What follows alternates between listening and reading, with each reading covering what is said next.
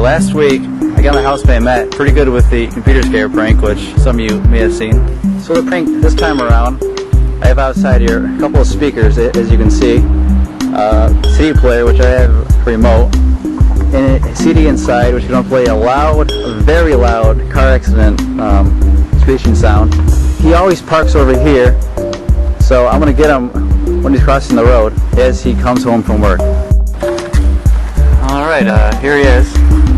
A little late, but hey, he's back at least.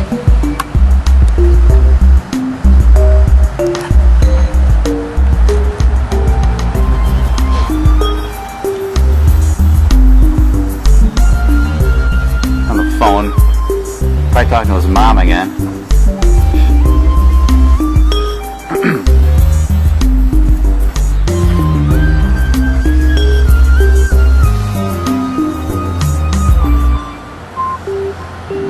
Find the remote here. Okay, it's here in 3, 2, 1.